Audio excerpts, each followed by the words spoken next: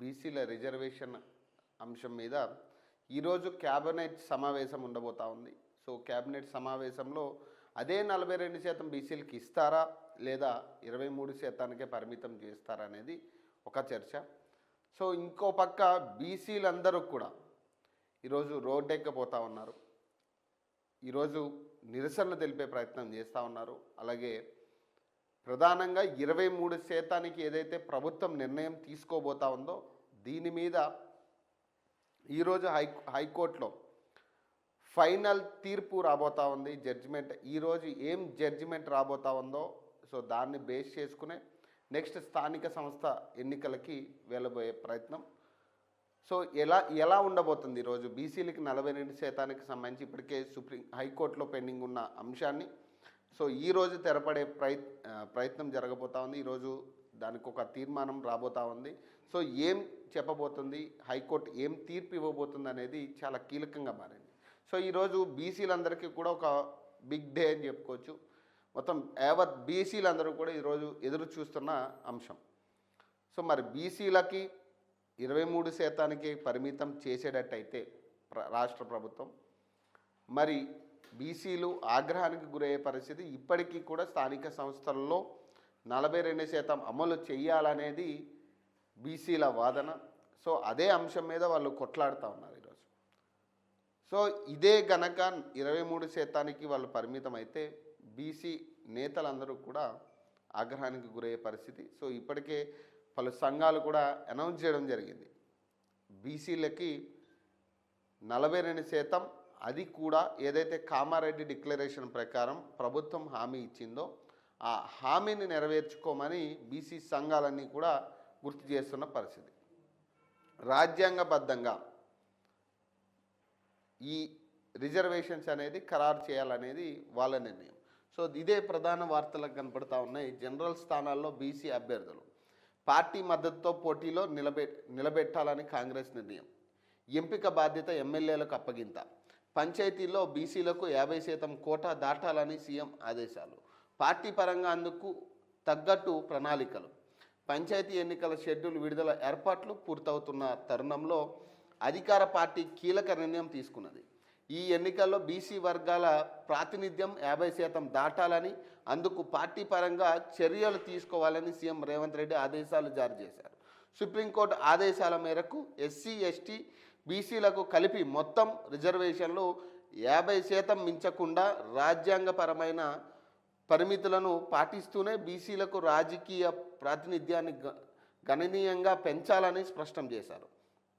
దీంతో బీసీ అభ్యర్థులను జనరల్ స్థానాల్లో కూడా పోటీ చేయించాలని కాంగ్రెస్ పార్టీ నిర్ణయం తీసుకుంది.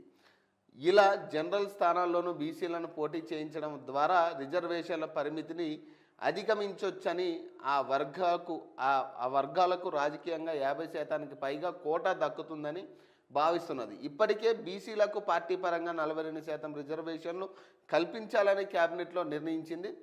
ఇప్పుడు ఆ కోటాను మరింత పెంచే పనిలో పార్టీ నిమగ్నమైంది. బీసీల్లోని అత్యంత వెనుకబడిన వర్గాలకు మరింత ప్రాతినిధ్యం ఇవ్వాలని కూడా అధిష్టానం దిశానిర్దేశం చేసినట్లు తెలుస్తున్నది.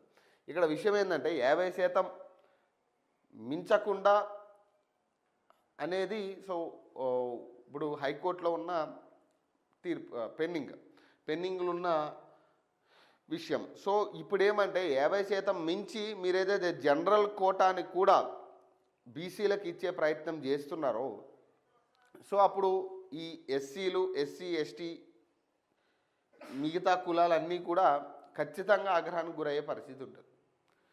సో మీరు రాజ్యాంగబద్ధంగా ఇస్తే ఖచ్చితంగా అందరికీ ఆమోదం. అది మీరు ఏదైతే పార్టీ పరంగా కానీ లేదా ఇట్లాంటి జిమ్మిక్కులు చేసి బీసీలకి 42% ఇవ్వాలని ఇచ్చినాం కదా అనే కాడికి చేతులు దులుపుకునే ప్రయత్నం చేస్తే మాత్రం కరెక్ట్ కాదు. ఎందుకంటే కులాల మధ్యలో చిచ్చు పెట్టే ప్రయత్నం అవుతుంది. ఇప్పుడు కులాల మధ్యలో చిచ్చు ఎట్లా అవుతుందంటే ఇప్పుడు మీరు చెప్పబెట్టకుండా ఇట్లా జనరల్ స్థానాలన్నింటినీ బీసీలకి అప్పగిస్తే ఎస్సీ, ఎస్టీ వాళ్ళకి కూడా కావాలని కూర్చునే పరిస్థితి ఉంటుంది రేపు. సో మీరు ఏదైనా సమన్వయంగా చేసే ప్రయత్నం చేయాలి. ఫస్ట్ బీసీలకి జనాభా దామాషి ప్రకారం ఇవ్వాలంటే ఖచ్చితంగా 56% ఉన్నారని మీరే తేల్చి చెప్పారు. మీ సర్వే ప్రకారం మీరే తేల్చి చెప్పారు అది. సో అదే 56% బీసీలు అడుగుతున్నారు, కానీ మీరు 42% అని చెప్పారు. మళ్ళీ ఆ 42% కూడా రాజ్యాంగబద్ధం కాదు, ఇది జీవో ప్రకారం కాదు అనేది మీరు ప్రభుత్వం తరపు నుంచి చెప్తున్నమాట. కానీ ఇప్పుడు అది రాజ్యాంగబద్ధంగా చట్టపరంగా లేనప్పుడు మీరు రిజర్వేషన్ 42% ఇచ్చినా లేకపోతే అదే 23% ఇచ్చినా పెద్ద తేడా ఉండదు, తేడా ఉండే పరిస్థితి ఉండదు. ఇప్పుడు కులాల మధ్యలో చిచ్చు పెట్టే ప్రయత్నం ప్రభుత్వాలు చేస్తూ ఉన్నాయి. మరి దీనికి బీసీలు ఒప్పుకునే పరిస్థితి లేదు ఈరోజు. మీరు ఏదైతే జనరల్ కోటాలని మళ్లించి వీటిని బీసీలకు అప్పగిస్తామంటే ఇప్పుడు జనరల్ స్థానాల పరిస్థితి ఏంది? జనరల్ స్థానాల్లో నిలబడాలనుకున్న వాళ్ళ పరిస్థితి ఏంది? ఇది మొత్తం కన్ఫ్యూజన్. ఇంత హడావడి ఇంత కన్ఫ్యూజన్లో ఎన్నికలకు వెళ్ళిపోవాలి అనే ఆలోచన ఒక్కటే తప్పితే ఇక్కడ చిత్తశుద్ధిగా బీసీలకి 42% పెట్టాలి అనేది ప్రభుత్వానికి లేదు. క్లియర్గా అర్థమవుతుంది ఏంటంటే ప్రభుత్వానికి క్లియర్గా బీసీలకి 42% ఇవ్వాలనే ఆలోచనే లేదు. అందుకే దీన్ని ఏంటంటే హడావిడిగా చెయ్యాలి, ఇది పెట్టేస్తే అయిపోతుంది, ఇక చేతులు దులుపుకోవచ్చు. అయితే ఆ 3,000 కోట్లు ఒకటి చూపిస్తూ ఉన్నారు. 3,000 కోట్లు పెండింగ్ ఉన్నాయి కాబట్టి ఆ ఫండ్స్ రావాలంటే ఎన్నికలు పెట్టాలి. కానీ ఇంకా ఆలోచించాల్సిన విషయం ఏంటంటే ఇట్లా చేయడం వల్ల మీరు సడన్గా ఈ జనరల్ కోటాలు మారుస్తున్నామనే కాడికి మనం తీసుకొచ్చి రావడం వల్ల ఇతర కులాల నుంచి వ్యతిరేకత వచ్చే పరిస్థితి ఉంటుంది. మరి వీటన్నిటిని సమన్వయం చేసుకోవాలంటే ఖచ్చితంగా మనం 42%కి పరిమితం చేసి దానికి ఒక జీవో తెచ్చి సో అన్ని కులాలని కలుపుకొని ముందుకెళ్ళే ప్రయత్నం చేయాలి. లేదంటే బీసీలు ఆగ్రహానికి గురవుతారు, ఎస్సీ ఎస్టీలు కూడా మనం రెచ్చగొట్టిన వాళ్ళు అవుతాం.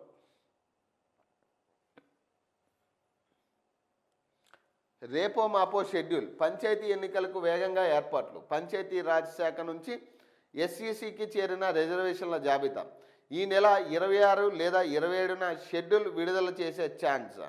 జడ్జి సెలవుల్లో ఉండటంతో పంచాయతీ ఎన్నికల పిటిషన్పై విచారణ నేటికి వాయిదా. ఆ మండలాల్లో బీసీలకు ఒక్క ఊరు కూడా దక్కలేదంట.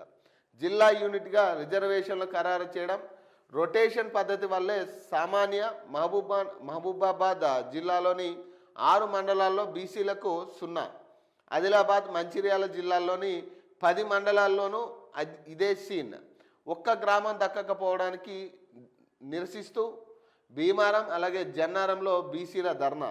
కోటపల్లిలో బీసీలకు సీట్లు కేటాయించాలని కలెక్టర్ను కలిసిన బీజేపీ లీడర్లంట. ఇక్కడ విషయం ఏంటంటే ఇప్పుడు కాంగ్రెస్ ఏమో బీజేపీ వాళ్ళ మీద పెడుతుంది, బీజేపీ ఏమంటుంది కాంగ్రెస్కి చేసే ఆలోచనే లేదు అనేది. ఇక్కడ లోకల్ బాడీ ఎన్నికల్లో ఒక జీవో అది పనికిరాదని తెలిసినా కూడా ఆ జీవోని ముందు పెట్టి ఇంతవరకు నెట్టారు. యాక్చువల్లీ ఈ ఎన్నికలు ఎప్పుడు అవ్వాల్సింది? దాదాపు 6 నెలలు ముంగటే ఈ ఎన్నికలు అయిపోవాలి. దాదాపు 2 సంవత్సరాలు అయిపోయింది ఇప్పుడు సర్పంచుల పదవులు ముగిసి. సో ఇప్పుడు గ్రామాల విషయంలోకి ఫండ్స్ విషయంలో కానీ చాలా ఇబ్బందులు ఉన్నాయి. సర్పంచులు ఎవరో ముందుకు వచ్చే పరిస్థితి లేదు ఈరోజు. ఎందుకంటే వాళ్ళకున్న అప్పుల పరిస్థితి చాలా ఘోరమైన దీనమైన పరిస్థితిలో సర్పంచులు ఉన్నారు ఈరోజు, మాజీ సర్పంచులు. ఈ నేపథ్యంలో ఎప్పుడు పెట్టాలి ఎన్నికలు, ఎందుకు పెట్టలేదంటే మరి ఈ ఎక్స్ సర్పంచులందరికీ క్లియర్ చేయాలి. క్లియర్ చేసేంత ఫండ్స్ ఇప్పుడు రాష్ట్ర ప్రభుత్వం దగ్గర లేదని చెప్తా ఉన్నారు. మిగతా వాటికి ఫండ్స్ వస్తున్నాయి కానీ వీటికి ఫండ్స్ రావట్లేదు.